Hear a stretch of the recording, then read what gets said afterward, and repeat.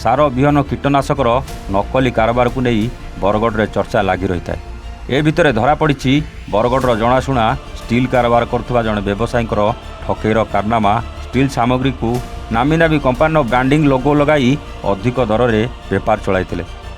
ଏତଲା ପାଇବା ପରେ ଟାଉନ୍ ଥାନା ପୁଲିସ ଟିମ୍ ଚଢ଼ଉ କରିବା ସହ ମାଜିଷ୍ଟ୍ରେଟଙ୍କ ଉପସ୍ଥିତିରେ ଦୋକାନକୁ ସିଲ୍ କରିଛନ୍ତି।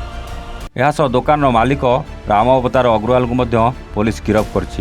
ମିଳିଥିବା ସୂଚନା ଅନୁସାରେ ବ୍ୟବସାୟୀ ଶ୍ରୀ ଅଗ୍ରୱାଲ ଷ୍ଟିଲ୍ ସାମଗ୍ରୀ ଯଥା ଷ୍ଟିଲ୍ ସ୍କୋୟାର ପାଇପ୍ ପ୍ଲେଟ୍ ସହ ଅନ୍ୟ ସାମଗ୍ରୀଗୁଡ଼ିକର କାରବାର କରୁଥିଲେ। ଗୁରୁଦ୍ୱାର ଛକଟାରେ ବଡ଼ ଦୋକାନ ସହ ଗୋଦାମ ଘର ମଧ୍ୟ ରହିଛି। ଦୋକାନ ଉପରେ ଜିନ୍ଦଲ ଷ୍ଟେନଲେସ୍ ବୋର୍ଡ଼ ମାରିଥିଲେ।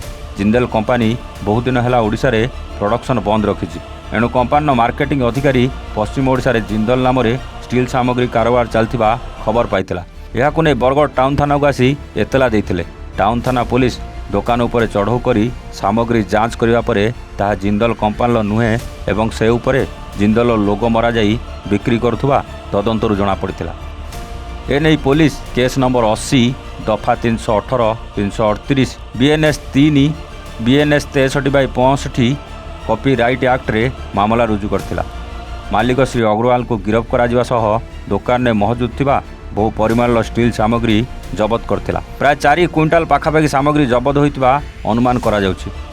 ଏଭଳି କାରବାର କରୁଥିବାରୁ ମାଜିଷ୍ଟ୍ରେଟ ଉପସ୍ଥିତିରେ ଦୋକାନକୁ ମଧ୍ୟ ସିଲ୍ କରାଯାଇଛି। ଶ୍ରୀ ଅଗ୍ରୱାଲ ଏହି କାରବାର କେତେ ଦିନରୁ କରୁଥିଲେ, କିଏ ଏଭଳି ସାମଗ୍ରୀ ପଠାଉଥିଲା, ନିଜେ ଶ୍ରୀ ଅଗ୍ରୱାଲ ମଧ୍ୟ ବିଭିନ୍ନ ଦୋକାନୀକୁ ସାମଗ୍ରୀ ଯୋଗାଉଥିଲେ।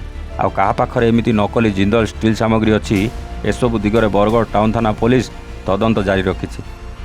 ଆଇଆଇସି ସତ୍ୟଜିତ କାଣ୍ଡେଲକର କହିଛନ୍ତି, ଜିନ୍ଦଲ କମ୍ପାନୀ ଅଧିକାରୀଙ୍କ ଏତଲା ଅନୁସାରେ ମାମଲା ରୁଜୁ ହୋଇ ଚଢ଼ଉ ହୋଇଥିଲା। ଏହାର ତଦନ୍ତ ଜାରି ରହିଥିବା ସୂଚନା ଦେଇଛନ୍ତି।